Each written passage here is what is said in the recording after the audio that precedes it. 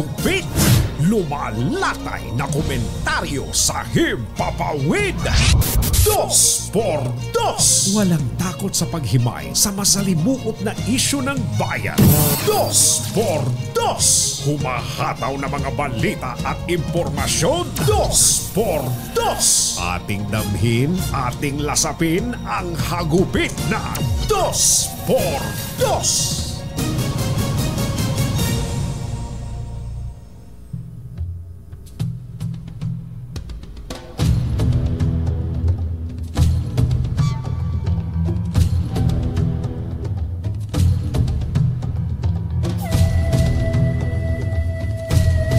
Nababahala ang Commission on Elections na madiskaril ang paghahanda nito para sa 2025 national elections kung hahantong sa pagdaraos ng plebisito ang hakbang na amyandahan ng konstitusyon sa pamamagitan ng People's Initiative.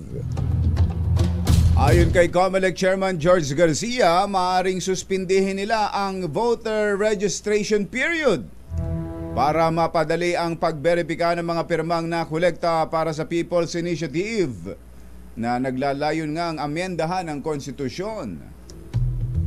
Itinakda ng COMELEC ang pagpaparehistro ng mga botante para sa 2025 elections mula Pebrero 13 hanggang Setyembre 30 ngayon taon.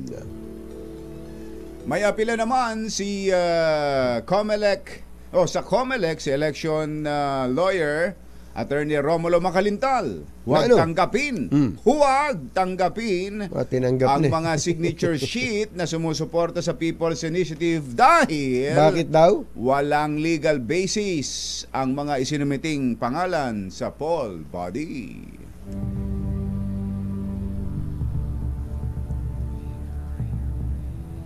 Isyu ng bayan. Katotohanan. 2x2. Maitim ang balak, magtago ka na. 2x2. Si Jerry at si Anthony, narito na. 2x2. Hahataw ng todo, urado ka. 2x2. Ang katotohanan, dala nila. 2x2. Walang sinasamba pale, maniwala ka. 2x2. Hataw ng gusto, tol, umasa ka. 2x2. 2x2.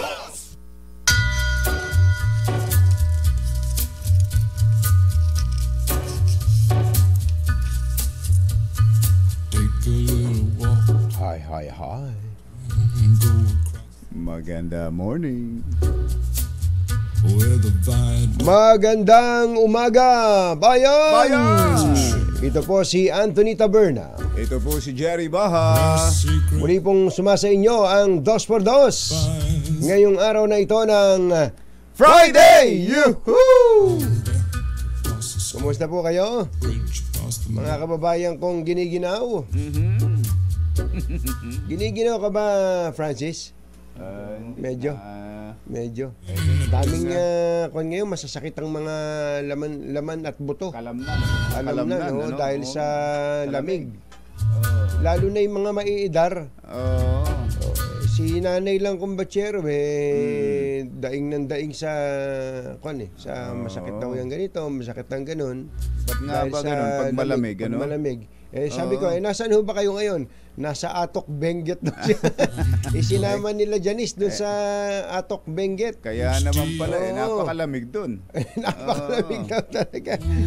Parang sinisiw yung... Parang kang nasa Hong Kong na ron. Malapit na sa Hong Kong yun. Hindi, mas malamig yun kaysa sa Hong Kong. Mas malamig pa. Sa Hong Kong naman parang nasa Singapore, nasa Tagaytay ka lang. Ganun ba? Hindi, gusto ka maghubad Bala ko pa naman sana magpunta ron. Ayoko na. Kung isang linggo kasi sasabihin mo, ano ba ginawa ko sa buhay ko? Bakit ako pumunta dito?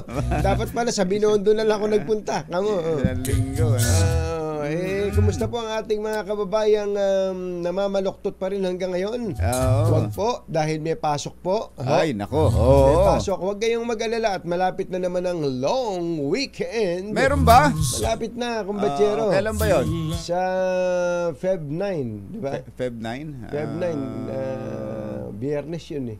Okay. Long weekend yun, yung Chinese New Year. Oo nga pala. Kaya, pero okay lang naman bumiyahe, kumbatsero, basta ang pagbiyahe ay in advance ang booking. Ayan, Para para makakatipid po tayo doon. nakakamura-mura. At syempre, naihahanda ang sarili, hindi lang sa gastusin, kundi pati yung katawan, kumbatsero. Kailangan yun. Yung isipan at katawan. Para enjoy at lalong yung bang dahilan bakit ka magbabakasyon para 'di ba? Para ma-recharge. Ayan, para makapag kung kasama ang pamilya, makapag bonding. Ayan, para enjoy. Ang ganda no sinabi mo na yung kumbatsero, yung tungkol sa recharge. Ang reason kung ba tayo minsan sabi nga to take a break. Para ma-recharge. Hindi pagka ikaw ay nakatiyempo ng halimbawa travel agency. Yung mga package tour. Tapos lahat ng dadaanan, bilihan ng ganito, bilihan. Tapos magang-maga dadaanan ka ng bus, hindi ka pa talaga. Ay talagang may stress ka. Ganun nga pag tour. Mura kasi. Tapos dadaling ka sa bilihan ng alahas. Ng Jade. Ng Jade.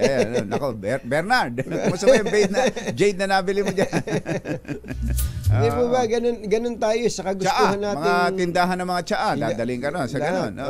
Tapos dadaling ka pa sa mga tindahan ng unan. Yung mga bulak. Mga bulak.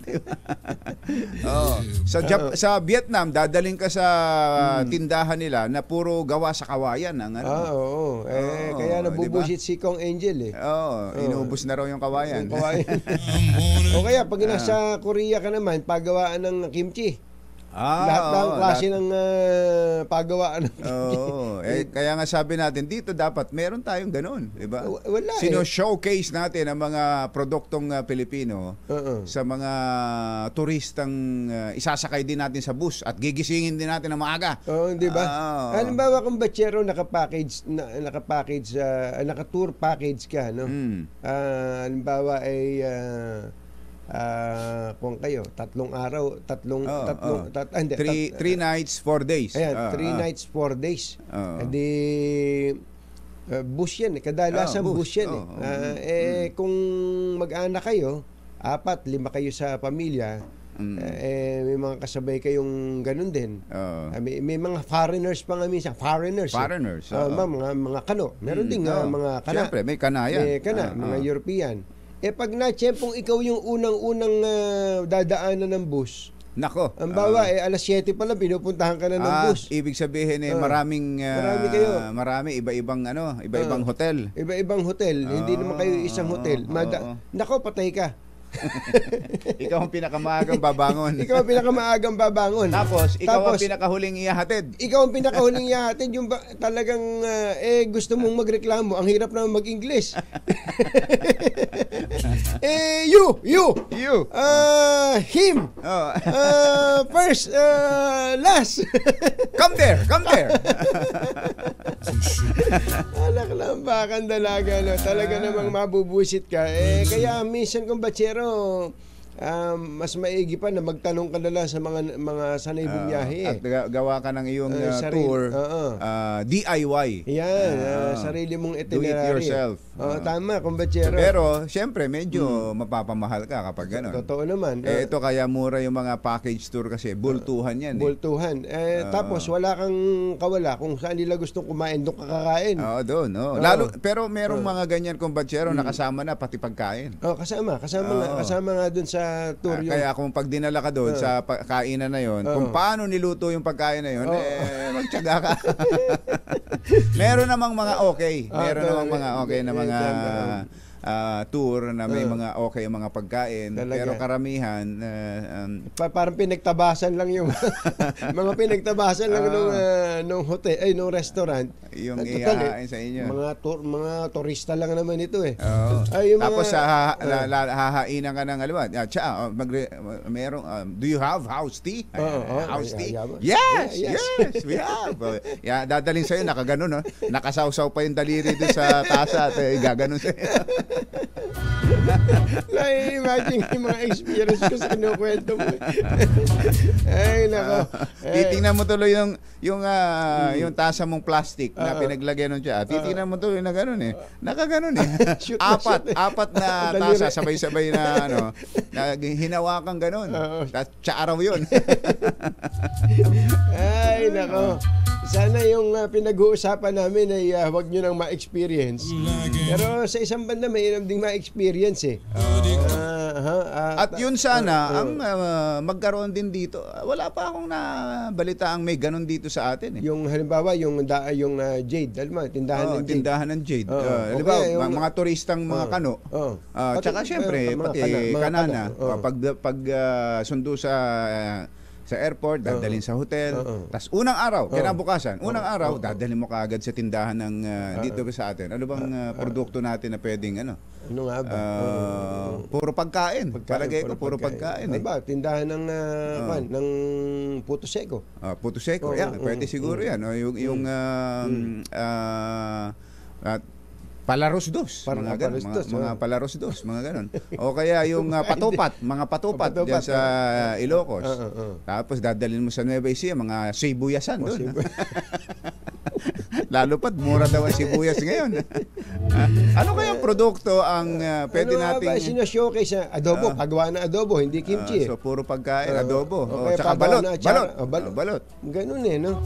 Sana meron tayong ma-showcase na ganyan, kumbatsero, no? Para doon, halimbawa sa Hong Kong lang, mapipilitan ka, hindi ka titigilan hanggat hindi ka bumibili. Oo, mabubusit ka na nga hanggang sa bumili ka eh. Si Bernard nga, napabili ng Jade. Totoo. Sa China, talagang hindi ka tatantanan hanggat hindi ka bumibili. Pati tsaa, talagang mapapabili ka ng tsaa. Totoo.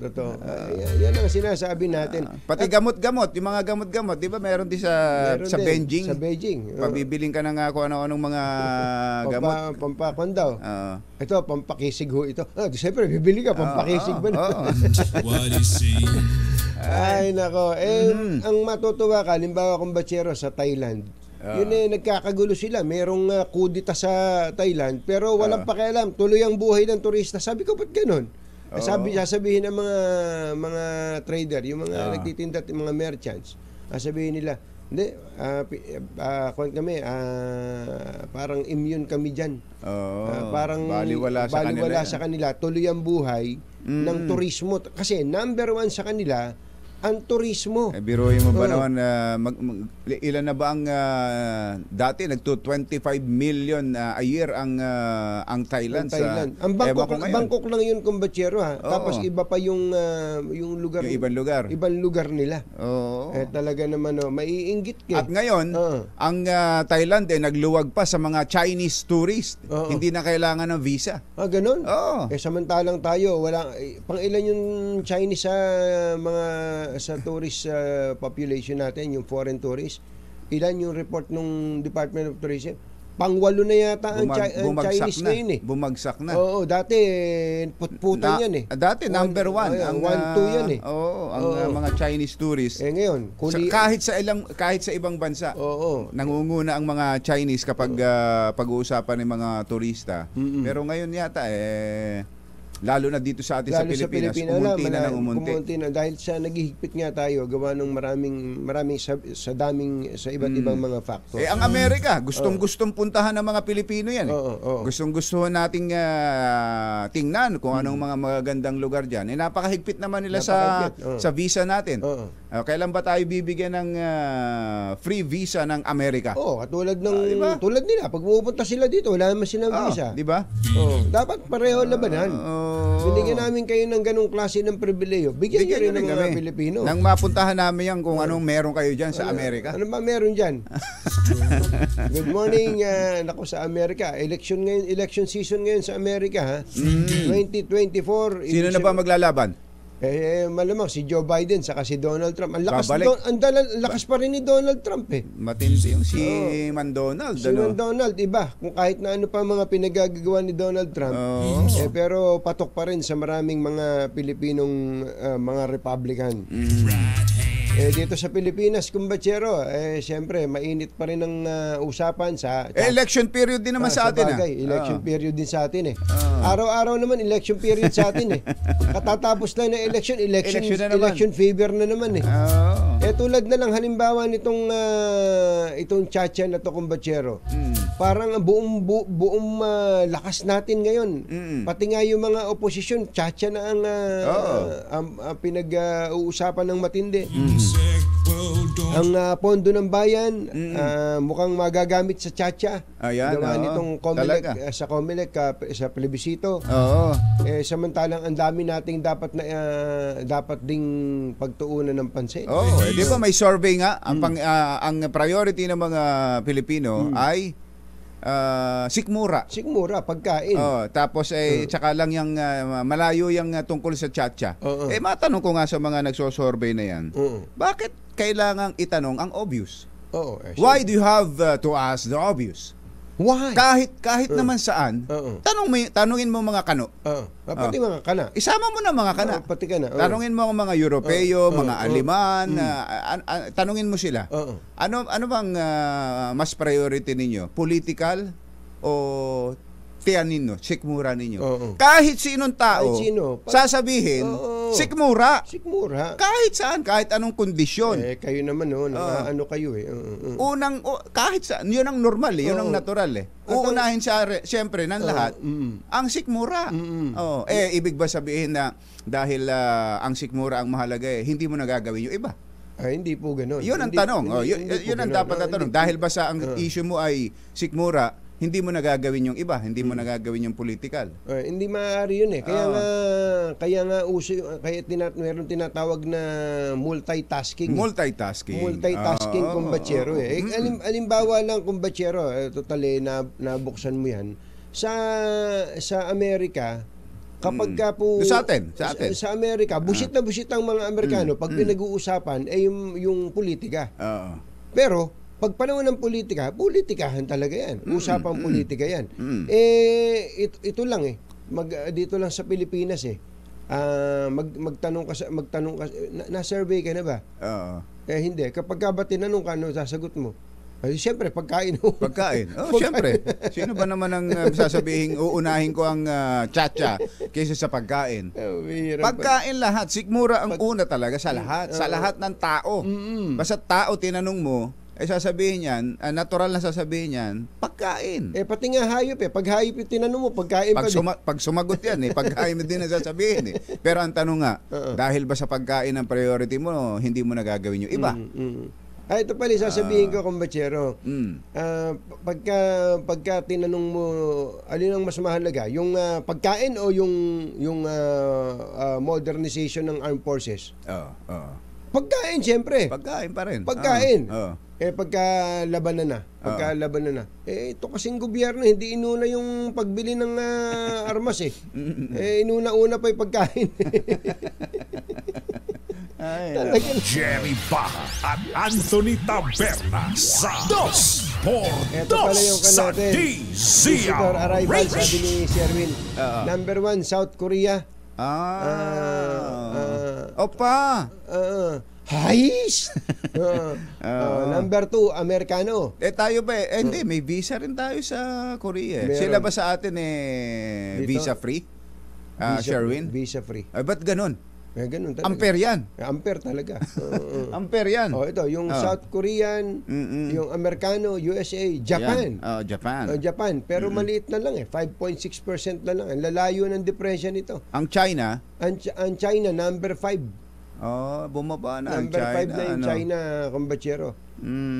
Itong mga bansang ito, South Korea, USA, Japan, Australia, China, lahat ng ito, para mapuntahan natin, kailangan natin ng visa. Tingnan mo na yan. Sherwin, pakicheck mo nga kung ito bang mga bansang to, alam natin, USA, pagpunta rito ng mga Amerikano, walang visa yan eh. Mga Australiano, walang visa dito yan. Ang mga kano naman talaga kahit saan. Walang Australiano, visa. Wala. Yung China, meron. May visa dito China. yan. Hinihinga natin. Ang Japan, ang alam ko, wala na ring visa dito eh. Sa atin. Wala na eh. Wala na. Dapat na ilaban natin yun, kumbachero eh. Dapat ilaban natin yan eh. Masyadong naaapi yung passport natin eh. Pagdating sa ganyan.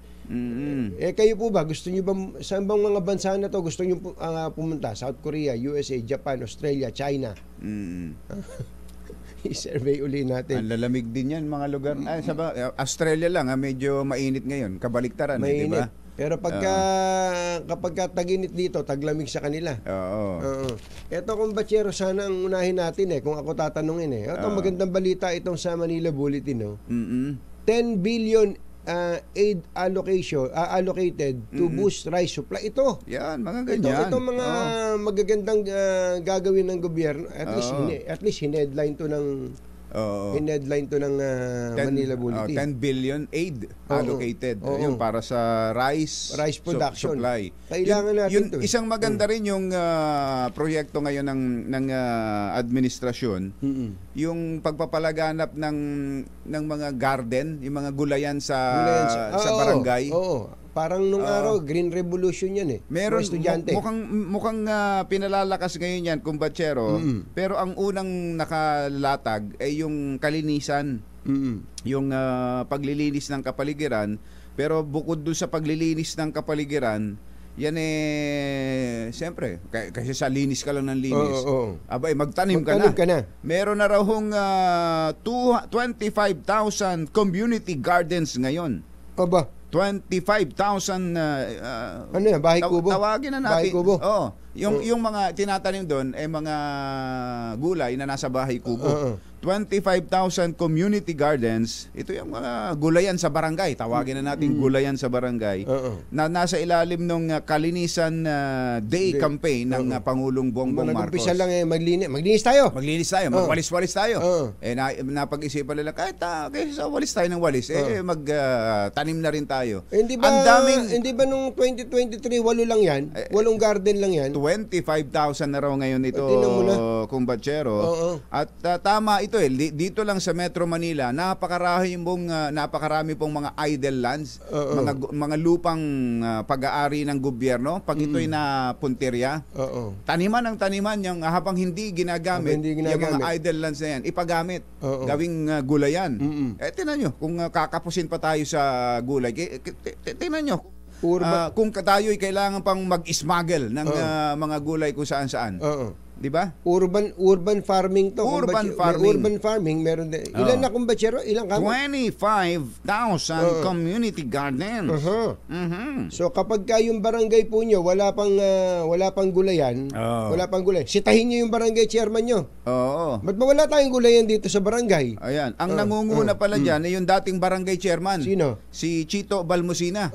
Undersecretary ngayon ng DILG. Kachito, Yusek.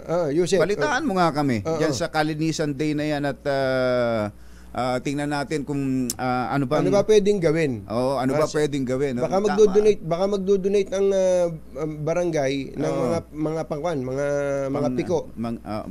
Piko. Mga asarol. Piko. Tapos yung mga seedlings, siguro Department of Agriculture. Tama. Ang ganda niyan. Ang ganda nito.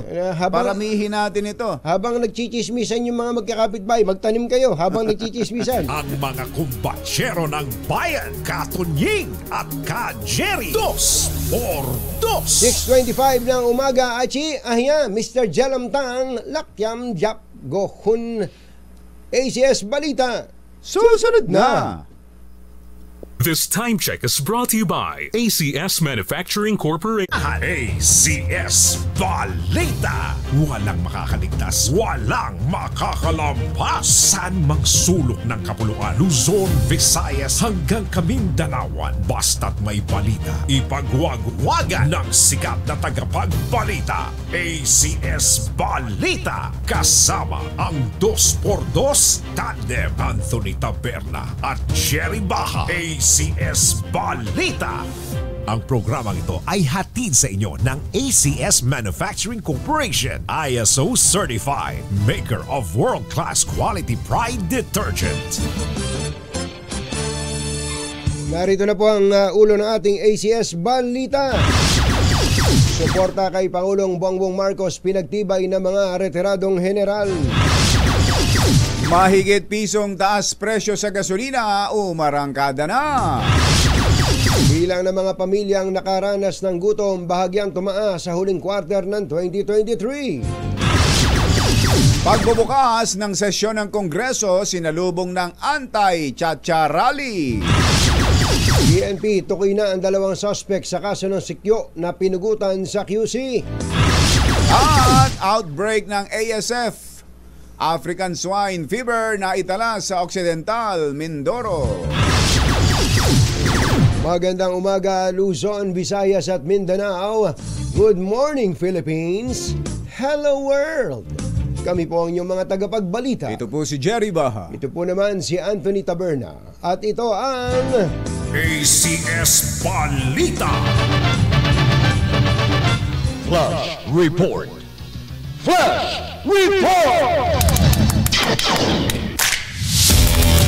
may matinding aksidente.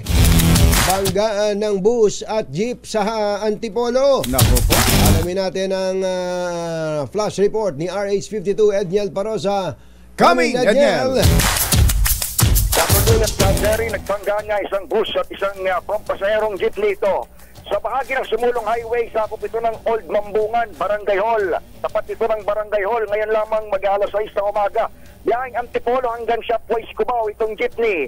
Habang mukhang shuttle service, tourist bus itong sangkot. Dahil may numero sa pinaka-windshield harapan, may plakang Nancy Alpha Lima 9159, NAL 9159. Alamin pa natin yung ilang detalye, pero para doon sa mga pababa, galing doon sa Antipolo Itaas, maghanap na kayo ng mga alternatibong ruta. Abis sa mga motorista, asahan itong pagbigat ng daloy ng traffic sa sumulong highway dahil sa nasabing aksidente. Para sa kauna-unahan sa Pilipinas, Dazer H, ito si Edniel Parosa. Tuloy-tuloy sa pagbabalita, tuloy-tuloy sa serbisyo. Sama-sama tayo, Pilipino. Flash Report. Flash Report! Salamat sa iyo, 52 Edniel Parosa. Antabayanan po ang update sa balitang yan. Nako, mag-iingat po ang ating mga motorista. Kahit na nagmamadali kayo o ang ating mga pasahero, nako, hindi naman dapat na labagin ang mga batas trapiko. Ang ending yan, aksidente. 6:33 na umaga. Pinoldo ka na ng mga retiradong general ang issue sa destabilization plot laban kay Pangulong Bongbong Marcos. Ito'y makaraang makipagpulong ang 4 na malalaking grupo ng mga retiradong sundalo kay House Speaker Martin Romualdez upang pagtibayin ang kanilang suporta sa administrasyon ng Pangulong Marcos at sa liderato ng 2 kapulungan ng Kongreso. Dumalo sa pulong ang 22 retired general sa pangunguna ng Philippine Military Academy Alumni Association, Association of Generals and Flag Officers, Philippine Military Academy Retirees Association Incorporated at National ROTC Alumni Association Incorporated. Itinanggi ng mga retired general kay Romualdez ang kumakalat sa social media na ang PMA alumni at iba pang grupo mula sa hanay ng AFP ay sumusuporta sa mga pagkilos upang patalsikin ang Pangulong Bongbong Marcos. Sa ating mga senior citizens, ito ang good news! ACS Good News! Mahigit sa 4 na milyong mahihirap na mga lolo at lola ang tatanggap ng 1,000 pisong social pension kada buwan. Ito'y simula na sa Pebrero. Ayon sa DSWD, mula ito sa kasalukuyang 500 pesos na natatanggap ng mga indigent senior citizens sa ilalim ng Social Pension Program ng ahensya. Kabilang sa makikinabang sa taas social pension ng DSWD ang matatanda na may sakit, mga disabled at yung mga walang permanenteng pinagkakakitaan. Sinabi ni DSWD spokesperson Assistant Secretary Romel Lopez na nakapaloob sa 2024 national budget ang pondong gagamitin para dito.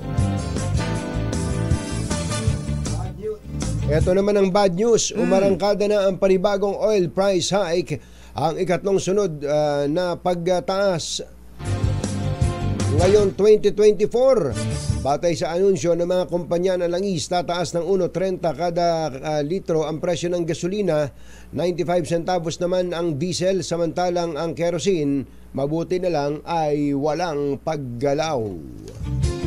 Tumaas sa 12.6% ang mga pamilyang Pilipinong nagutom sa huling quarter ng 2023. Ito po ay mula sa 9.8% noong Setyembre.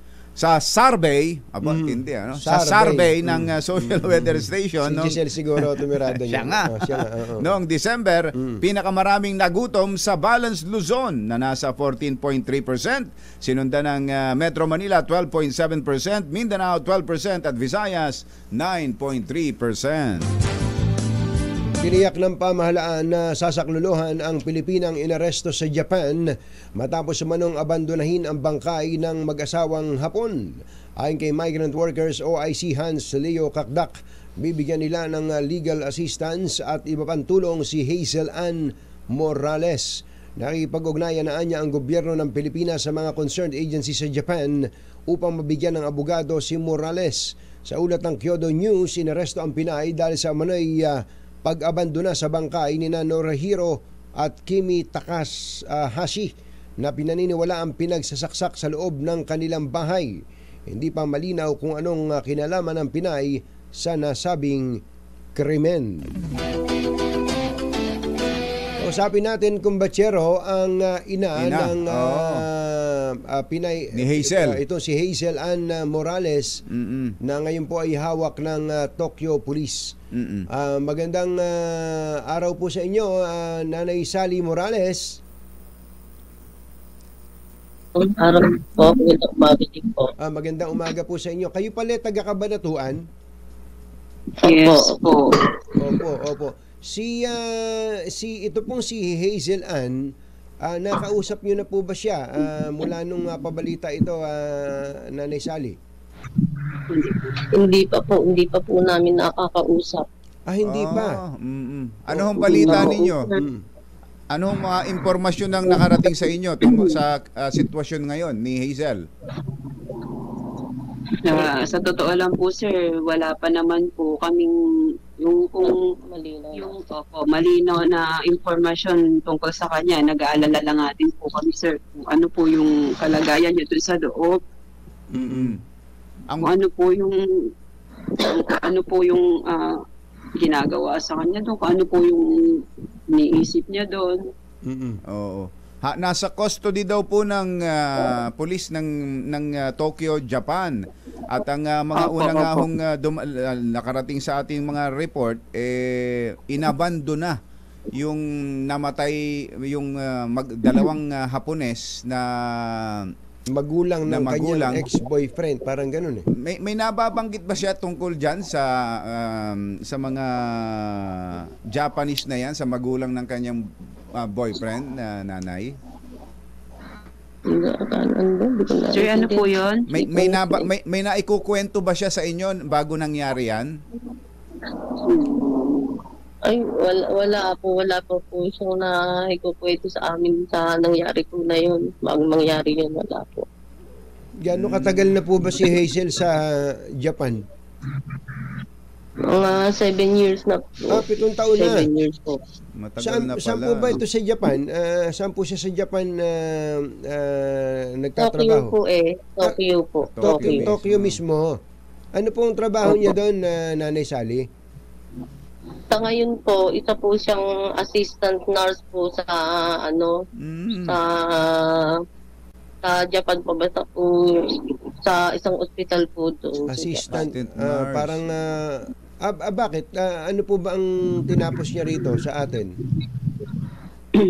Second year lang po kasi sa Japan po. Pagka po magaling po siyang mag-Nihongo, pwede po siyang pumasok po doon ng assistant nurse. Basta po, Tsaka, nagtatrabaho po siya doon, sir, na assistant nurse. At the same time po, nag-aaral po siya, nagtitraining po siya. Nag-aaral din siya. Para po maging nurse po siya. Teka muna, sino ba tong ibang kausap namin? Kayo, Ako po yung tita, sir. tita. Tita.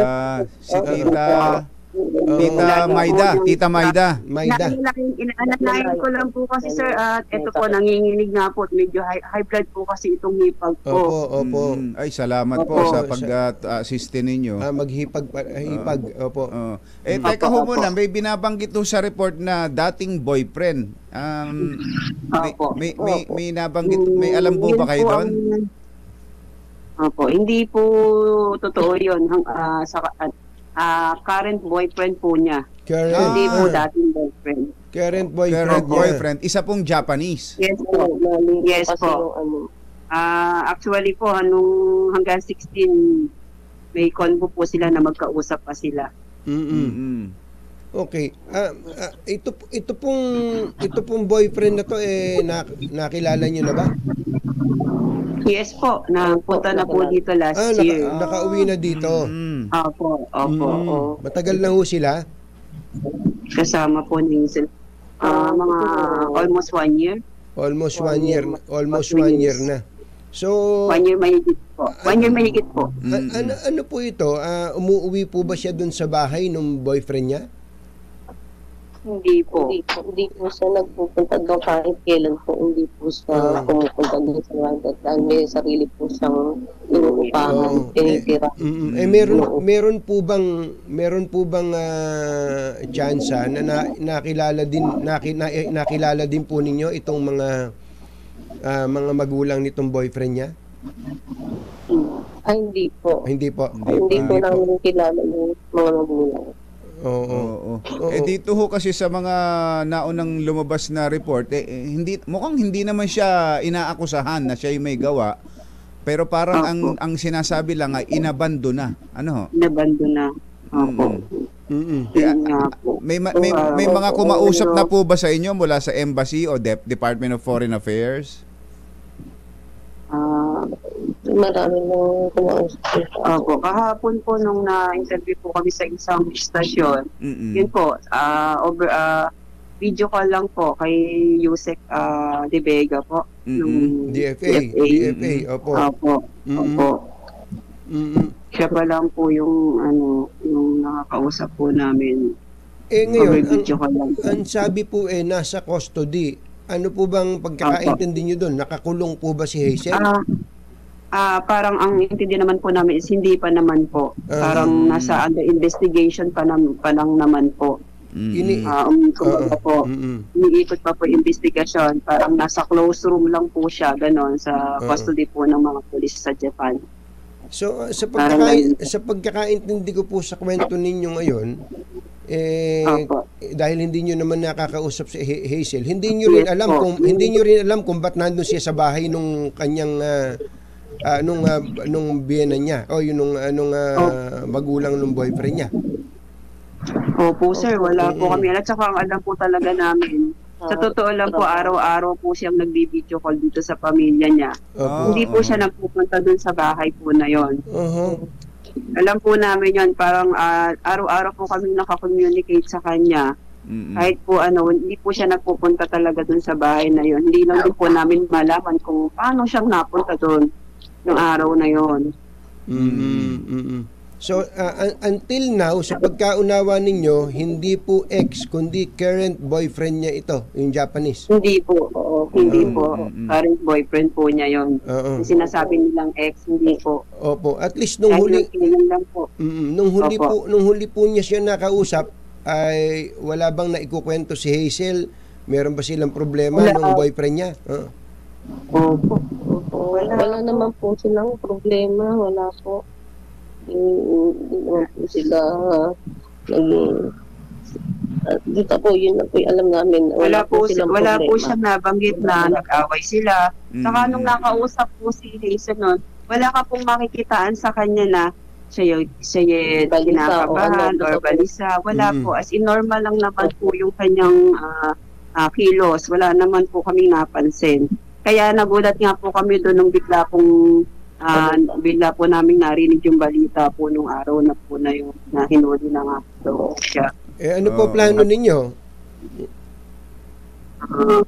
Yun nga po sir, nananawagan po kami sa lahat po ng ahensya ng gobyerno po, kahit po kay Pangulo po na sana po matulungan po sana kami dahil ang hiling lang naman po sana namin sa ngayon yung makausap namin kahit over phone call lang po si Hazel. Gusto lang po namin kasing malaman po talaga mula sa kanya kung ano po talaga yung totoong nangyari. Lang naman po. Sana po natulungan po nila kami doon sa ng embahada ng Japan or kung sino man po ahensya ng gobyerno po na pwedeng makatulong po sa amin. Opo. Mukhang ginagawa naman po at una nga yata kumpatsero nagbibigay nagpapasalamat naman po kami at nag-ayos yata sila. Hinahanapan nila ng abogado si Hazel. Si Hazel ho ba permanent resident na sa Japan? Hindi pa po. Hindi pa. Permanent. Opo. As a worker po yung kanyang visa po doon, sir. So OFW siya, ganun, OFW. Yes po. Teka muna, si Hazel naman po. Opo. Si Hazel po, sir, napakabait po na bata po niyan. Sobrang matulungin po. Kasi kaya po hindi po namin matanggap na nangyari. Napakasakit po sa isang magulang na husgahan po na wala naman pong linaw na ebidensya pa na kung ipinapataw na parusa sa kanya na nababalita na gano'n. Napakasakit po sa isang magulang po yun. Kung alam nyo na po, lalo na po sa mga Pinoy na nanginina din po sa kanya. Wala po silang alam sa pagkatao ng anak ko. Napakabuti bata po dyan. Opo. Dito magagawa ko lahat yung mga inaakusa sa kanya na ipinapataw sa kanya. Hindi, pero alam nyo Nanay Sally, in fairness naman sa at least no, sa mga official reports, wala pa namang sinasabing ang inyong anak ay may krimen na ginawa, na siya yung wala naman pong ganun. Ang problema Nanay Sally at Tita Maida, ito pong ginagawa ng ilan nating mga kababayang Pilipino sa Japan na ginagawa pong content sa kanilang mga vlog. Ano po ba gusto niyo sabihin sa kanila? Nananawagan po ako sa mga netizen po natin na gusto ko pa iparating sa kanila, sa mga netizen natin, lalo na po sa mga taga-Japan, mga kapwa po nating Pilipino doon, na sana naman po tigilan na po nila yung pagkakalit po ng mga maling impormasyon tungkol kay Hazel. Wala naman pong katotohanan lahat ng yon. Yung mga isinishare nila sa social media, lalong-lalo na po sa TikTok, araw-araw po, iba-iba pong content yung inilalagay nila. Bakit naman po ganon? Ano po yun? Ano po bang purpose nila? Para kumita? Para maging popular? Para maging sumikat? Kami po ang purpose namin dito, yung matulungan po yung pamangkin namin. Pamangkin ko. Sa halip po sana naman po tulungan na lang po nila kami na ipagdasal po sila yung kapwa po nila Pilipino, kapwa nila Pilipino. Wag naman po nilang dagdagan yung nanakit, yung sakit na nararamdaman namin dito. Kasi sa totoo lang po, araw-araw iba po yung nakikita namin na hindi naman po totoo na wala po, na malayo po sa karakter ni Hazel, malayo po sa pagkatao ni Hazel, yung mga sinasabi nila na paninira. Sa halip po na tulungan kami, unawain kami, damayan kami. Parang dinidiin pa nila, hinuhusgahan pa nilang lalo yung kapwa nila. Bakit naman po ganon? Opo. Yun lang po yun po yung nakakadagdag po ng sakit sa amin sa araw-araw po. Nakikita po namin, ayaw na nga po namin magbukas ng anumang social media. Sana ganun na nga po muna yata dapat ang gawin ninyo, tapos intayin nyo po yung official communication ng gobyerno, no? Para po mawala din yung inyong pag-aalala at sana makausap nyo na po sa lalong madaling panahon. Kung maaari nga, mapuntahan ninyo, ma-request ninyo sa DFA o kaya sa Department of Migrant Workers na may representative man lang ang pamilya na makapunta po doon. Ano po. Sige po, salamat po sa inyo at nawin makarating sa kinaukulan yung pong inyong panawagan. Thank you po. Salamat po. Maraming salamat po, Mr. Anthony and Mr. Jesse po, kay Jerry po. Salamat po. Salamat po. Si Nanay Sally po yan, yung nanay ni Hazel, saka yung tita niya, si Tita Maida Morales. Hindi, sa totoo lang kulang pa tayo ng detalye dito yung official na detalye. At maging ang DFA kahapon nung kinokontak namin kumpatsero, ang sabi nga nakikipag-ugnayan pa sila sa mga Japanese authorities at ang inuuna nga ay yung pagbibigay ng abogado para kay Hazel. Importante yun. Sana magkaroon tayo ng wastong impormasyon. Yun namang iba nating kababayan na magaling pa sa investigador. Ayun, content nga siyempre, pagka may clickbait na tinatawag halimbawa, ang title, Hazel, umamin na sa krimen. Ganon. Ayon sa pulis, ganon. Hazel, baon sa utang. Ayan ang mga title daw ng mga post. Siyempre, panonoorin. Tayo naman, maniniwala. Dahil magagaling gumawa ng title yung video yung iba, pinakamaganda siguro intayin natin yung official report. Hindi para ilinisin yung pangalan ni Hazel, kundi alamin natin kung yung totoo. Yung totoo. Yung totoo, mga kababayan. Kasi kawawa din, tinan nyo, nai-imagine nyo kung sa atin, baligtarin natin ang sitwasyon. Kung tayo yung magulang o kamag-anak nitong si Hazel, ano ang ating mararamdaman? Magbabalik po kami. This time check is brought to you by Kasama ang 2x2 tandem Anthony Taberna at Jerry Baja. ACS Balita. Hi! Maganda morning! Anong araw ba today, kumpatsero? Today is Laundry Day Friday! Yuhuu! At pag Laundry Day Friday, all you need is Pride Washing Machine Detergent. May triple stain away formula, kaya tanggal ang makapit, madikit at malupit na dumitman siya, kaya easy ang labada. Kaya pala mula noon hanggang ngayon, all you need is Pride! All you need is Pride! ACS! Sa iba pa nating balita, nagkilos protesta ang ilang grupo kontra Chacha sa harap ng Batasan Complex sa Quezon City kasabay ang pagbabalik ng regular session ng Kongreso. Hinimok ng mga anti-Chacha rallyist ang pamahalaan at tigilan ang pagsusulong para maamyenda ng konstitusyon at sa halip ay pagtuunan ng pansin ang mga problema gaya ng mababang pasahod, agrikultura, tumataas na presyo ng bilihin, partikular ang bigas at ang PUV Modernization Program.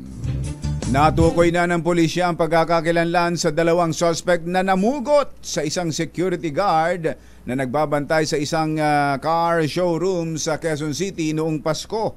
Kinilala po ni Police Major Don Lapitan, Chief ng SIDU QCPD, ang mga suspect na sina Michael Caballero at Jomar Ragos, kasamahan sa trabaho ng biktima na si Alfredo Tabing. Sinabi ni Major Lapitan na inside job ang motibo sa krimen at lumitaw sa kanilang investigasyon na ang dalawa ang tumangay sa vault na naglalaman ng 3.6 million pesos. Posible umanong nakilala ni Tabing ang kanyang mga kasamahan at nung sinitan niya ang mga suspect, pinatahimik ito, pinugutan pa ng ulo. Naku. Sa mismong araw ng Pasko. Naitala ang outbreak ng African Swine Fever sa Occidental Mindoro ayon kay Agriculture spokesperson na Arnel de Mesa. Kabilang sa nakapagtala ng mga kaso ng ASF ang bayan ng Santa Cruz na may 7 kaso, San Jose 5 at Rizal na may 2 kaso. Iniimbestigahan na po ng Bureau of Animal Industry ang sanhi ng outbreak at nagsasagawa na rin ng depopulation at preventive culling sa mga apektadong baboy. Muling binuhay ni Pangulong Bongbong Marcos ang Task Force El Nino sa pamamagitan ng isang executive order. Ayon kay Defense Secretary Gilbert Chodoro, ang executive order para sa reactivation ng Task Force El Nino ay nilagdaan ng Pangulong Marcos noong January 19. Oras po natin, oy, Kuyang Adrian Bersamin. Ang aga nyo pala dyan sa Malacanang. Ano ba, may event ba dyan? May ano ba ron? May event ba dyan? Alam mo ba na si Senator Pia Cayetano ang bagong chairperson ng Senate Blue Ribbon Committee kapalit ng nagbitiw na si Senator Tol Tolentino. Si Cayetano ang kauna-unahang babaeng mamumuno sa Senate Blue Ribbon Committee. Nakikipag-ugnayan na ang Pilipinas sa Japan government kaugnay sa inarestong Pinay na inakasahang inabandona ang bangkay ng mag-asawang Hapon. Sinabi sa DZRH ni DFA Assistant Secretary Eduardo De Vega na inaantay pa nila ang mga detalye at impormasyon sa nasabing insidente kasabay ng pakiusap sa publiko na iwasang magbigay ng mga espekulasyon hanggat hindi pa tapos ang investigasyon. Nagatid sa kabuuan ng ating ACS Balita, ito po si Anthony Taberna. Ito po si Jerry Baha. ACS Balita. Jerry Baha at Anthony Taberna sa 2x2 sa DZRH. Balitang makatotohanan, balitang maaasahan. ACS Balita. Ang programang ito ay hatid sa inyo ng ACS Manufacturing Corporation, ISO certified, maker ng world-class quality Pride detergent. Ang tao lang ang takot sa dalawang to. Kaya kung maitim ang balak, Magtago ka na! Anthony Taberna, Jerry Baha, 2x2. 2x2.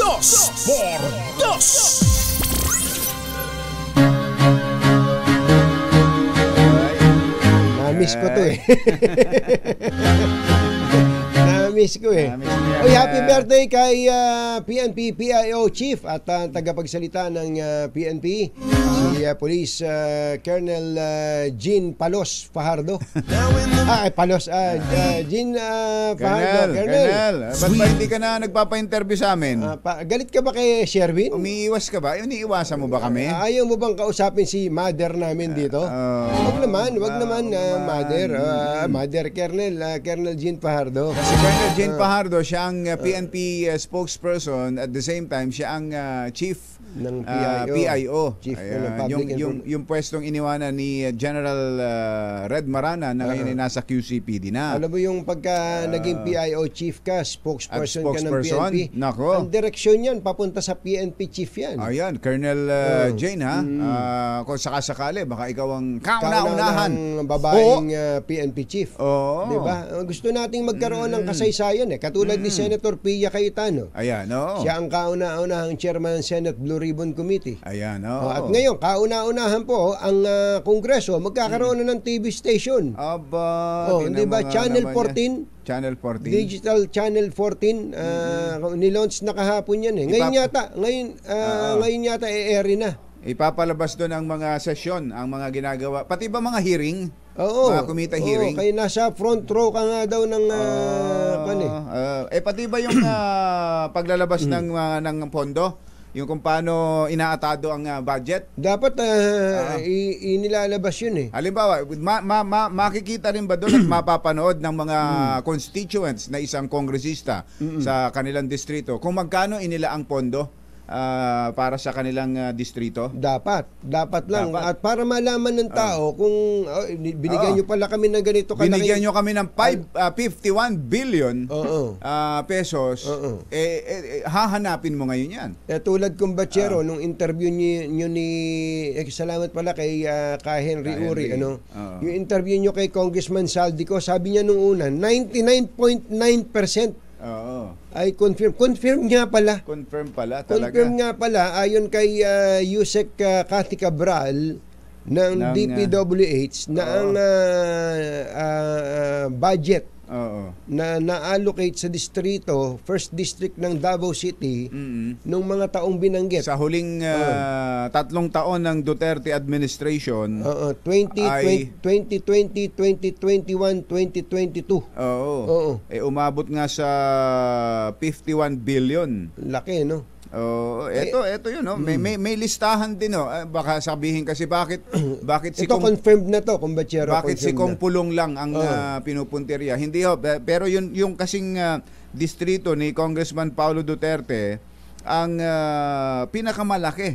Doon sa 2020 GAA, ang nakuha ho, mga taga First District ng Davao, ang nakuha ho dyan sa inyo na pondo para sa year 2020, 13.7 billion plus.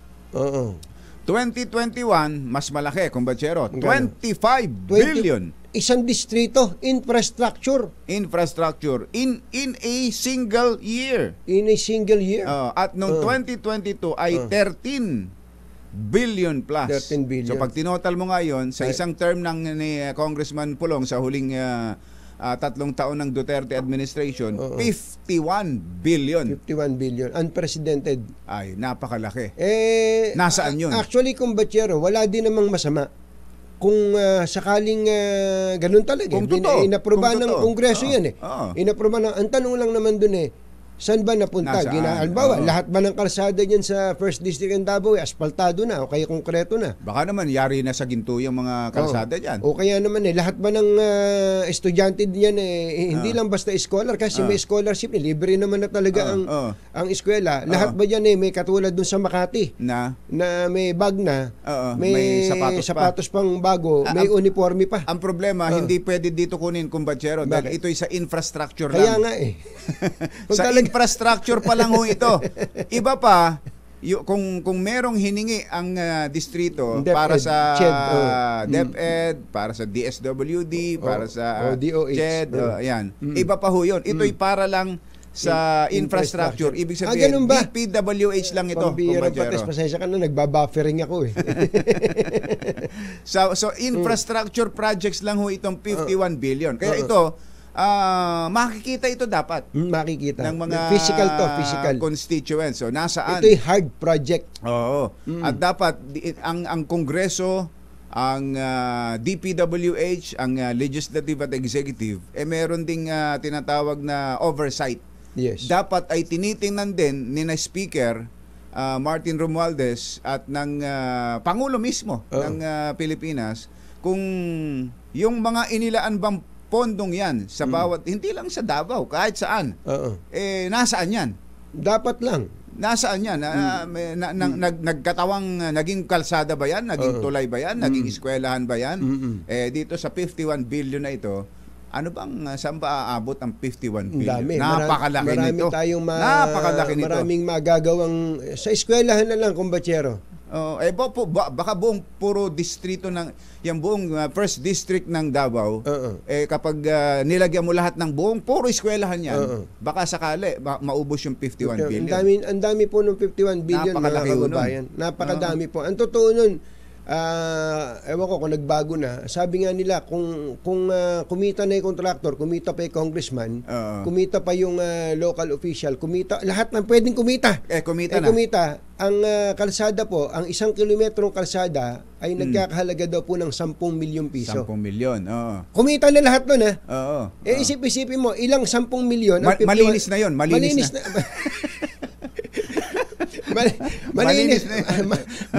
Malinis na. Kawawang-kawawa na yung kalsada doon. Ibig sabihin talagang siguro mga 30% na lang natira sa kalsada doon.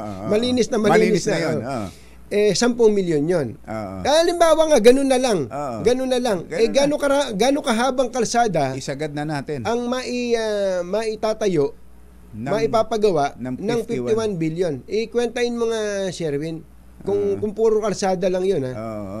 51 billion divided by 10 million. Divided by 10, 51 billion, 500 kilometers. Napakahaba pala nun.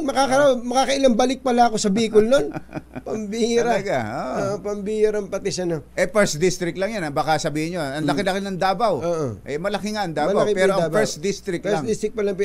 Ngayon, ang tanong natin, masama bang magpaliwanag dito? Halimbawa, si Congressman Pulong, minsan kasi ang style ng pagpinayuhan ng consultant yan o ng advisor, boss, wag mo sasagutin yan. Mamamatay di issue na yan. Tapos na yan. That's one good way of killing the story. Tama. To get away from it. Stay silent. Stay silent. Pero, total, gera na to eh. Gera na to kumbatsero, hindi ba? May gera na ngayon. Sa totoo naman eh, wag na tayong magpaking-pakingan pa. May gera ngayon. Sino nagigera? Si Martin Romualdez on one hand at on the other hand si Sara Duterte. So sabi nga nila may demarcation line na yun eh. Dito may linya may guhit na. May guhit na. Saan ka ngayon? Saan ka ngayon doon? Ang matindi nito, kumbatsero, itong si dating Senador Antonio Trillanes. Senator Trillanes, andiyan ka na naman eh. Andiyan ka na naman. Senator Trillanes, andiyan ka na naman ha. Andiyan ka na naman. Idadamay mo na naman kami ha. Natatandaan mo, kumbatsero? Si Senator Sani Trillanes. Na idinimanda ni Kong Pulong. Oo nga pala. Oo nga pala. Witness ka pala doon. Witness ako dyan. Maikwento lang ho namin sa inyo. Dati nang nagpanagpo itong dalawang ere. Senator Trillanes at si Kong Pulong. Idinimanda ni Kong Pulong si Senator Trillanes dahil sa mga tato at mga aligasyon nito na kanyang isinahing papawid sa 2x2. Tinan mo na, nadamay nga pala tayo doon. Nadamay tayo rito at ang gustong mangyari ng mga abogado ni Kong Pulong patunayan ng 2x2 na ito nga si Senator Trillanes yung nagsasalita sa mga oras na yun. So lumipad ka pa ng Davao. Nagpunta pa ako ng Davao kung ba't yun. Nag-enjoy naman ako. Nakapamasyal ako. Napakaganda sa Davao. Napakaganda ng Davao. Hindi ko lang alam kung ano nang inabot nung kaso na yun. Pero eto na naman, ang sabi ho ni Senator Trillanes, abay dapat imbestigahan ng Commission on Audit yan. Tama nga pala. Isang pwedeng tumingin dito sa ganito, hindi lang sa Davao, hindi lang sa 1st District ng Davao, pati sa ibang mga distritong napaglaanan ng pagkalalaking pondo, pork barrel, ang Commission on Audit. Tama yun, tama kumbatsero. Ano ba ang papel ng Commission on Audit?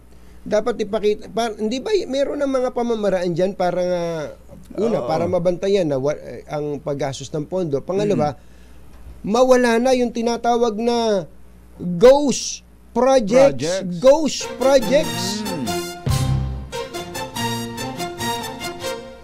Katonying at Ka-Jerry, Anthony Taberna, Jerry Baha, ang samahang pinatibay na ng panahon. 2x2.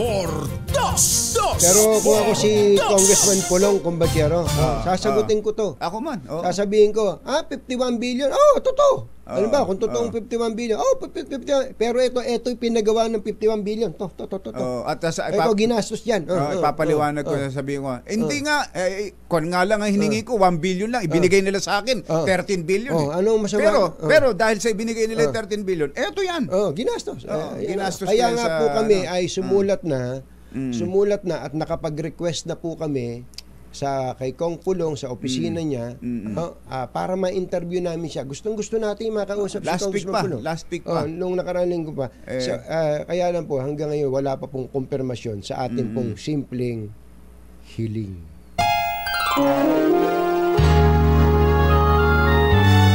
Kauna-unahan sa Pilipinas. NBC Manila Broadcasting Company. DZRH, member, kapisanan ng mga broadcaster ng Pilipinas. Member KBP. Oras! Kapopoy, 21 minuto na makalipas ang 7 ng umaga. Balitang bagong-bago. Balitang dapat alam mo. Balitang magdadagdag ng talino. Dahil bagong impormasyon, makibalita. Unang-una sa DZRH. Pangunahing balita. Kasama ang 2x2 tandem nina Anthony Taberna at Jerry Baha. Narito na ang ulo ng ating mga pangunahing balita. Dating pulis, 3 iba pa arestado sa bigong pagkidnap sa isang negosyanteng Chinese sa Pasay. 6 na pulis nagpositibo sa shabu. Tulong ng Pangulong Bongbong Marcos hiningi ng pamilya ng OFW na nakakulong sa Japan. Operasyon ng SMNI sinuspinde ng indefinite ng NTC.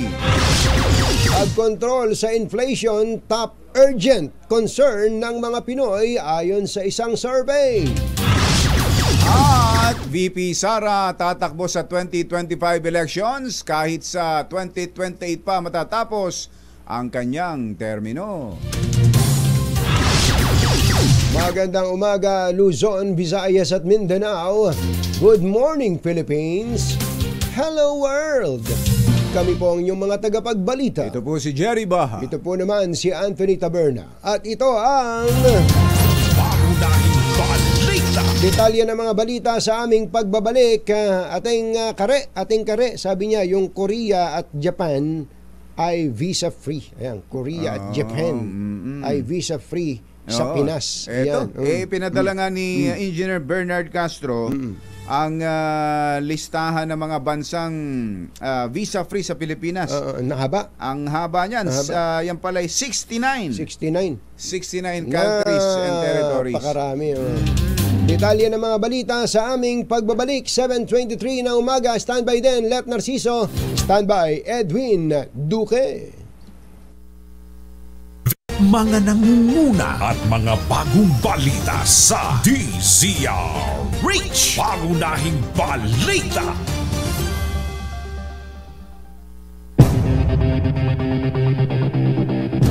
Alas 7:29 ng umaga. 4 na katao kabilang ang isang dating pulis ang naaresto ng mga tauhan ng Pasay City Police. Hindi, isang nagpanggap na dating pulis. Nagpanggap na pulis lang to. Ang naaresto ng mga tauhan ng Pasay City Police sa bigong pagdukot sa isang babaeng negosyante sa kahabaan ng Roas Boulevard, Pasay City. Hindi muna pinangalanan ng Pasay City Police ang mga suspect habang nagpapatuloy ang investigasyon. Ayon kay PNP Chief Benjamin Acorda, na udlot ang tangkang pagdukot sa biktima nang mapansin ng mga nagpapatrulyang miyembro ng Pasay City Police Station 1 ang komosyon habang pilit na isinasakay ng mga suspect ang biktima sa isang Toyota Land Cruiser. Yan ang kagandahan pag may police. Police visibility. Ayun. Ayos, Pasay Police. Pasay Ayos. Police. Samantala, nagpositibo naman sa paggamit ng droga ang 6 na pulis. Nako. Ito, positive din. Positive. Police visibility sa droga. 6 na pulis sa isinagawang random drug test ng PNP. Ayon kay PNP Chief General Benjamin Acorda, 5 sa mga nagpositibo ay galing sa National Capital Region Police Office, habang ang isa ay mula naman sa Region 8. 3 sa mga ito ay may rangkong patrolman, habang ang isa ay Chief Master Sergeant. Ang isa ay Staff Sergeant at isang Master Sergeant. May kabuang 4,500 na mga uniform personnel at 90 non-uniform personnel ang isinailalim sa random drug test. Babala ni PNP Chief Acorda sa mga pulis, huwag pasukin ang anumang uri ng krimen, partikular ang droga, dahil hindi niya ito kukonsintihin at tiyak na mapaparusahan. Nanawagan ang pamilya ng Pinay na inaresto si Japan kay Pangulong Bongbong Marcos na tulungan silang malaman ang katotohanan. Ayon kay Sally, ina ni Hazel Ann Morales, hindi siya naniniwalang magagawa ng kanyang anak ang lahat ng iniaakusa sa kanya. Sinabi naman ni Maida, tiyahin ni Hazel, na nakipag-usap na sa kanila si Foreign Affairs Undersecretary Ed De Vega at under investigation pa rin ang kaso. Hiling ng pamilya na makausap si Hazel sa telepono at umapila sa mga vloggers sa social media na wag gawing content ang kanilang anak. Nananawagan po kami sa lahat po ng ahensya, ng gobyerno po, kay Pangulo po, na sana po matulungan po sana kami. Dahil ang hiling lang naman po sana namin sa ngayon, yung makausap namin kahit over phone call lang po si Hazel.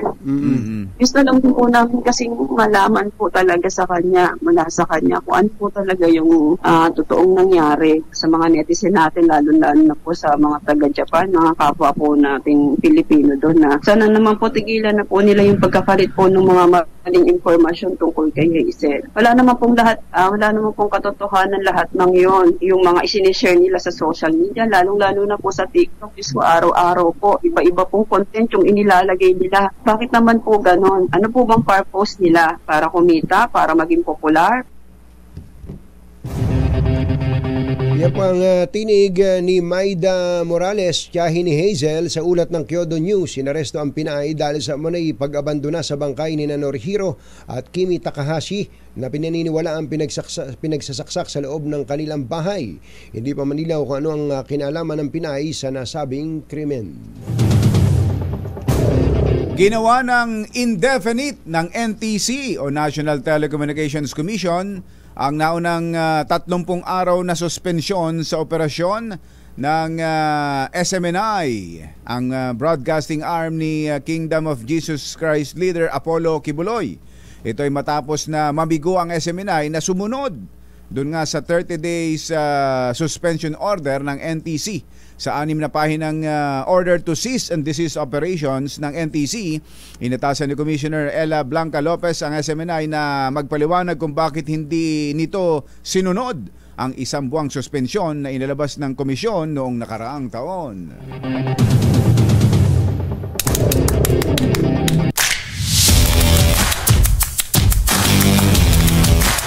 Wala palang pasok sa Bulacan.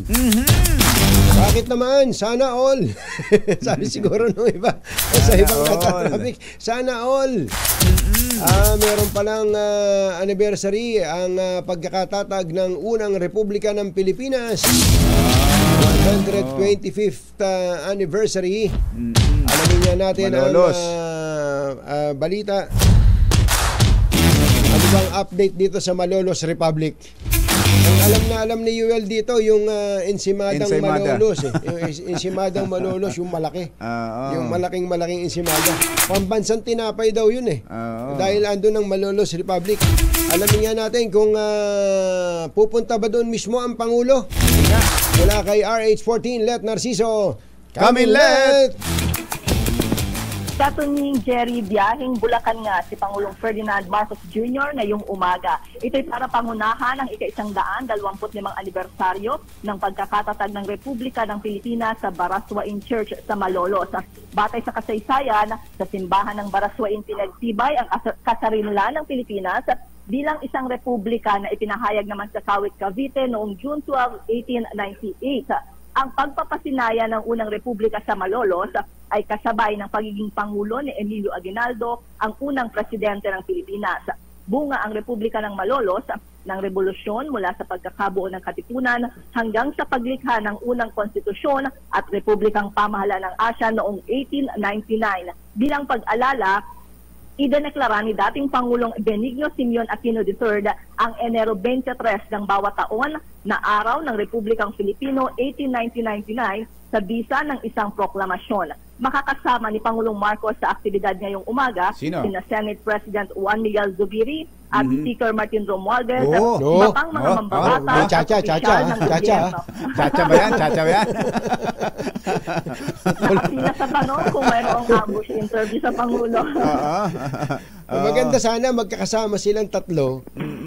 Yung silang tatlo tapos tanungin sa chacha. Ayan, para walang para totoo ba harapan. Para wala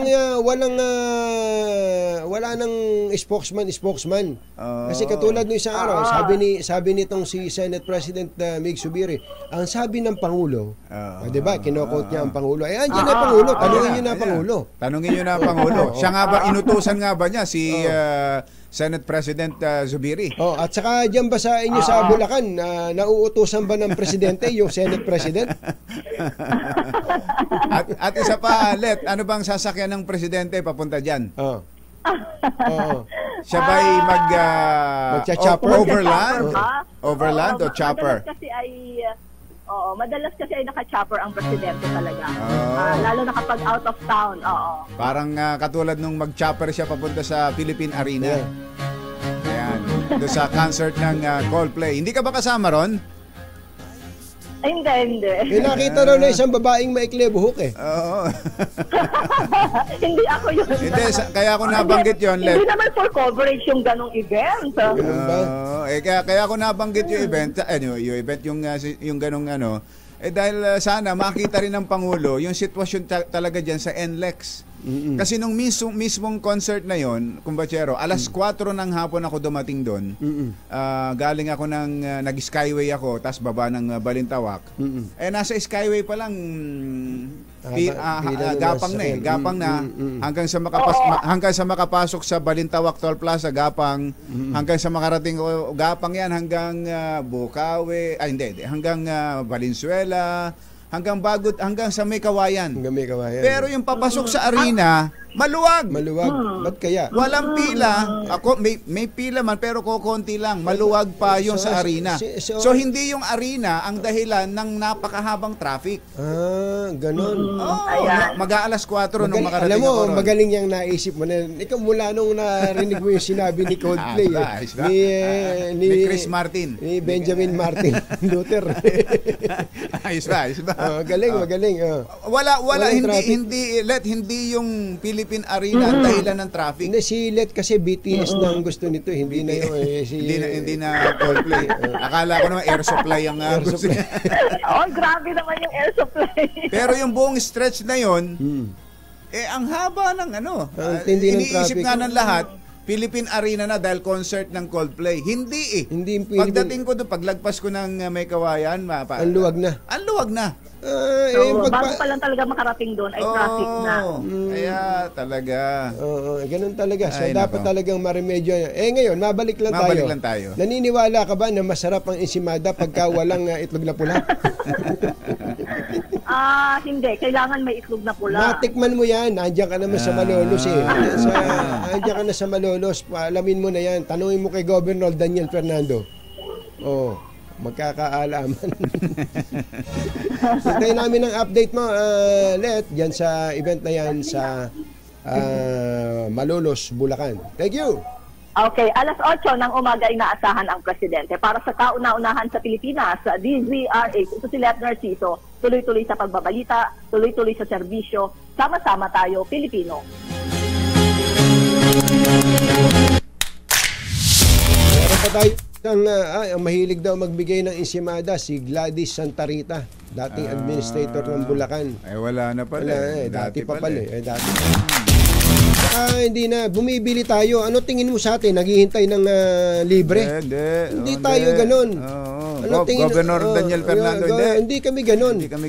Kung meron kayo mabibili dyan, bilhin nyo. Tapos i-charge nyo kay mother dito. Walang problema. Tingin nyo sa amin. Meron po tayong follow-up sa dalawang sunog na nangyari sa Malabon at Caloocan kaninang madaling araw. Mula kay RH23 Edwin Duque. Come in, Edwin! Kajari kataging dalawang na magkasunod na sunog na sumiklap sa Malabon at Caloocan Caribbean kaninang madaling araw. Paswerting din na lumaki pa at agad na apulan ng Malabon River Protection sa sunog dito sa may Magsaysay Street sa Potrero, Malabon. Isang structural residential. Yung una na nasunog pasado sa kagabi na umabot ng halos isang alarma. Ay dito kayo sa Bawa Nariate, nabisigan pa rin ang ahensya ng sanli na nasunog na mabilis naman itong naagapan. Samantalang nasunog din na isang maliit na storage sa lot 4 sa Block 6 Amati Street sa Solar Home sa Bagumbong Barangay 7 Kuwan sa Caloocan. Ay dito kayo sa Pepe Pineria ng Caloocan River Protection alas 3:15 na madaling araw kanina na nag-iwa pag-storage na gandamang pula sa kung alas 3:44 na ng umaga. Malaking tulong ang mga pamatay sunog na nakatambay sa bawat barangay na malapit lamang sa lugar. Kaya naagapang tumalap pa at madamay pa ang malapit na kabahayan. Pinapairal yung mga volunteer sa bawat barangay upang makatulong sa mga nagkakanap na sunog na messenger na magapan ng mga kaanib ng Bureau of Fire Protection. Marami rin sa Kabanaba Operation 73. Edwin Duque, tuloy-tuloy sa pagbabalita, tuloy-tuloy sa serbisyo. Sama tayo, Pilipino. Pangunahing balita. Thank you, Edwin. Susunod, Tito Bo. Mag-isip.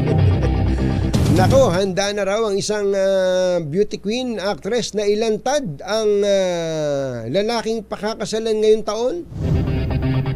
Buntis tong beauty queen actress na ito. Sinets itets. Yan at iba pa sa pagbabalik ng Pangunahing balita. 7:42. Pangunahing balita sa showbiz. Magandang dilag. Uy, Admiral Vice Admiral Adia Luis Bordado. Magandang morning. Magandang morning. Yung tama ka, sabi niya, may kawayan exit ang problema dyan sa NLEX. Laging, lagi. Ito raw talagang may kawayan exit. Siyempre, pag maraming umi-exit dyan, maiipon, madadama yung iba, kumbatsero. At ang mapagkakamalan, dahil sa arena, Philippine Arena. Samantalang yung maaga pang ganon, hindi pa Philippine Arena ang dahilan ng traffic. Nako. Sa pagka yung susunod na exit naman, kumbatsero, sa may Pasanta Maria, nakatutok sa atin, ay, Kong Doming Mariano, magandang morning. Wala ba tayong mangga dyan sa Sambales? Masarap na raw ang mangga ngayon. Matamis na raw ang mangga ngayon sa Sambales kahit na January pa lang. Talaga? Ano ba lasa ng mangga Sambales ngayon? Si Sir Randy Sakay, sabi niya, para kailangan talaga kapag dadaan ka dyan sa NLEX, maayos ang puso mo. Nang hindi ka naapektuhan, nakatutok daw ang mga taga Philippine Heart Center ngayon. Si Aida Katalig, si Lorna na naka-assign dyan sa Executive Director, at si Sol Canyoza. Lahat daw sila dyan sa iba't ibang department ng Philippine Heart Center ay laging nakatutok sa 2x2. Ayun, thank you. 24 oras. Ayun. At magandang umaga at happy birthday pala kay Ate Eureka Jorge Lising. Ate Eureka. Eureka. Kaselo Lagmay. Magandang morning. Happy birthday din kay Kuya Cesar Sarcon ng SFM. Binabati po kayo ng lahat ng mga nagtuturo dyan. Kuya DJ, magandang morning at happy birthday din kay Jerjen Apostol. 35 years old ka na pala, Jerjen. Aba. Wala ka man lang kakibo. Kasing edad mo pala kami, ni Kumbatsero. Tayo mo nga naman yan. Ganun lang pala. Si Kasoji Jimenez, yung kanya palang anak na si Zara Pauline Jimenez Dolorito ay nagbe-birthday ngayon. Ayan, Zara Pauline, happy birthday. Happy birthday. Si General Ruben Theodore Sindak. Nakatutok. Kamusta ba dyan sa Dar Bicol? Ayun. Diyos maray na aga. Sa Induga Boss, mga Bicolano. Mata na ka mo. Gising na.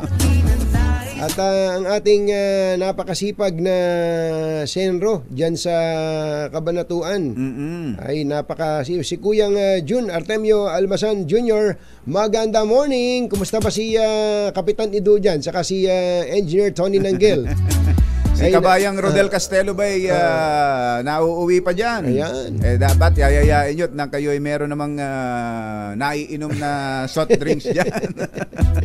Si Miss Maidi Bagayas, ang sabi niya ay yung bihira daw ang alok na package tour at bihira nakukuha. Siguro po mahina ang promote ng tourism.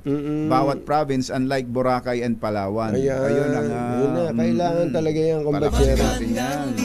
Sino kaya itong isang beauty queen na ilalantad na raw yung kanyang jowa?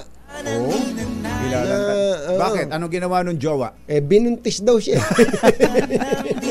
Ganon? Ganun ba to? Ganun ba yung takbo ng kwento? Ilalantad niya dahil masama ang loob niya o dahil masaya siya? Hindi natin alam Alamin niya natin ang totoong balita rito mula sa ating showbiz legend Morley Alinio. Maganda morning, Morley! Yes!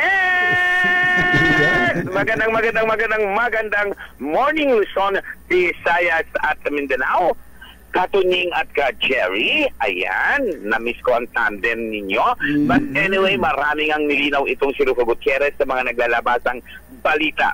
Una ay yung binigyan siya ng mansyon ng dati niyang asawa na si Ilma Pectas. Wish niya lang daw sana. Hindi lang bahay, kundi mansyon. Hindi lang bahay, kundi mansyon. Kailan? Mansyon? Siyempre, ano yun? Brunei King yun, ano? But anyway, Brunei, taga-Brunei. Taga-Turkey yata. Taga-Turkey. Taga-Turkey. Swiss nga lang daw niya na sana nga daw ay totoo ang balita na magkarnabigyan siya. Yung isa pang balita na hindi kinatuwa ni Rupa, yung nagkabalikan sila ni Ilmas Bectas. Dahil marami daw sa mga kamag-anakan nitong si Ilmas ang tumawag sa naturang actress at kinukumpirma kung totoo nga ang balita. So hindi rin totoo yun. Yung balitang isa pang kinainis ni Rupa, ay yung chika na siya ay buntis ni Herbert Bautista. Nako, hindi rin daw totoo yun. Dahil ang totoo, totoo... May problema ba si Herbert? Malamang, ewan ko lang, pero parang sila. Kasi di ba ang balita kasi, di ba? Ang chika kasi daw talaga ay si Herbert na yung lalaki talagang nasa puso ni Rupa. Dahil ano ba height ni Rupa? Medyo maliit yata si Herbert. Pero sa pag-ibig, hindi naman usapin yung malaki. Mayor Bistek, peace, Mayor Bistek. Height doesn't matter. Pero ang totoo niyan, ang chismis Katunying at ka Jerry, na pagkainis daw ni Rupa, ay malamang mag-asawa na ito at magpakasal na ito dahil gusto na rin talaga ng naturang actress na masundan na ang kanyang baby dahil hindi na siya bumabata. Tumatanda na siya. At ang sabi pa nga ni Rupa, yung kanyang buwa ng dalaw ay okay pa rin. Pero ang tanong... Ilang taon na ba si Rupa? Ilang taon na? Oo nga, ilang taon na ba? 40 plus na yata yan mga ganun 40. Or going to 40. Anyway, ba yung ganun? Pero sila na talaga ni Bistek. Yun ang usap-usapan dahil noon na stop yan hanggang ngayon wala nang balita kung sila ba talaga. Pero eto, gusto na talaga ni Rupa na lumagay sa tahimik uli at magkaroon na ng lalaking makakasama habang buhay. Siyempre sabi nga niya, hindi naman daw siya bumabata na kailangan niya rin siyempre yung lalaking tapat na magmamahal sa kanya at mamahalin din niyang tunay. Pero si Herbert na kaya yon. Yeah, si Herbert, tapat yan. Ano na nga height ni Rupa?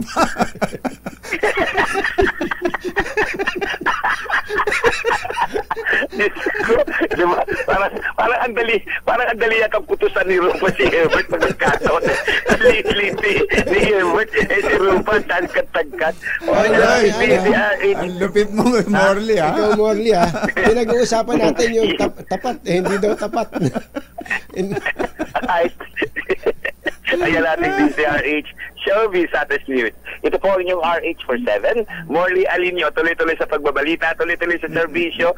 Sama-sama tayo Pilipino. Babu! Pangunahing balita! Ano nga natin iba pa nating balita? Ito meron pa ba? Meron pa. May headline tayo. Hindi daw po tsa-tsa ang urgent national concern ng maraming mga Pilipino kundi ang pagkontrol sa inflation. Sa Okta Research Survey na isinagawa noong 4th quarter ng 2023, 1% lang ng mga respondent ang naniniwala na dapat pagtuunan ng pansin ng tsa-tsa habang ang top urgent concern naman ng 73% ng mga Pinoy ay ang pagkontrol sa mataas na bilihin. Ayun. Ito naman sa mga nag-aabang doon sa announcement ni VP Sara, inanunsyo daw po ni Vice President Sara Duterte na muli siyang sasabak sa susunod na eleksyon. Hindi binanggit ng Vice Presidente kung anong posisyon ang tatakbuhin niya at lalo't sa 2028 pa matatapos ang kanyang termino bilang Vice Presidente. Gaganapin ang susunod na eleksyon sa 2025 kung saan maghahalal ng mga senador, kongresista at mga lokal na opisyal. Kasabay ng pagtatapos ng termino ni Duterte sa 2028, ang halalan para sa bagong Pangulo at pangalawang Pangulo. Magsi-50 na pala tong si Rufa. Sa June 24 ay 50 na. Sabi nito. Sa bagay, konti lang din naman ang edad sa kanya ni Bistek. Ano ba height? Bistek. Ba't malaki height? Pinag-uwi. Pag tinamin si Rupa, height ang tatanong kagad. 55 na siguro si Bistek Ay, naman, ito talaga si Kuya Randy Sakay. Mayor Bistek. Kuya Randy Sakay, ito, mataas daw ang tsansang maagang madali ng ng sakit sa puso ang mga taong namatayan ng kapatid sa kanilang childhood o early adulthood. Ayon sa researchers mula Fudan University sa Shanghai at Chinese University of Hong Kong, ang average age ng time of death ng mga ito ay 11. 17% umanong tumataas ang overall risk ng mga ito sa cardiovascular disease at nauuwi sa multiple downstream effects gaya ng trauma, chronic disease, stress at survivor's guilt.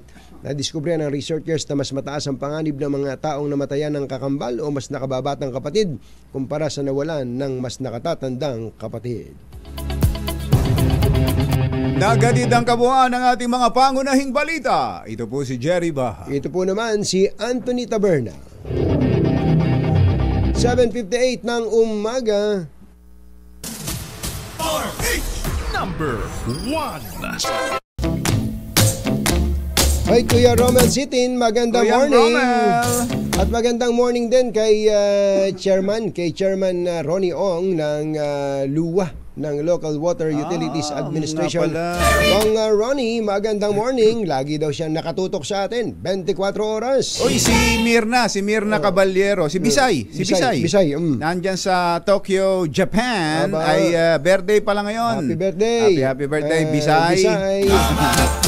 Uy, baka malutong na yung mga bubong nyo na dapat ng palitan, ha? Buti na lang, may bubong na maaasahan. Gawa sa state-of-the-art technology. May aluminum na. May pintura pa. Now available na rin sa pre-painted tiles pa. Para sa eleganting bubong na matibay na makulay pa, mag-cherry loom pre-painted ka na! Kuya Ronnie Bertuben, Doc Ronnie Bertuben. Doc Roel. Director. Si Direk Ronnie. Direk Ronnie Bertuben at kay Doc Roel Bertuben. Magandang morning. Marami talagang nangangailangan ng mga nurses ngayon, kumbatsero, mga ospital. Siyempre, kung ikaw naman yung nurse na gusto mo ng greener pasture, hindi ka rin naman maaawat ng gobyerno. Lalo ngayon, kumbatsero, ang peso, ang level ng peso at dollar ngayon ay 56 na naman. 56.33. 33. Maswerte yung mga pamilya ng OFWs ngayon. Lumalaki yung halaga ng dolyar na ipinapadala ng ating mga OFWs. Ingat po kayo. Ingat po kayo. Bye! Happy weekend! Woohoo! Damdaming bayan! Susunod na! Diane sitting on Jackie's lap, got his hands between her knees. Jackie say, hey Diane, let's run off behind the shady trees.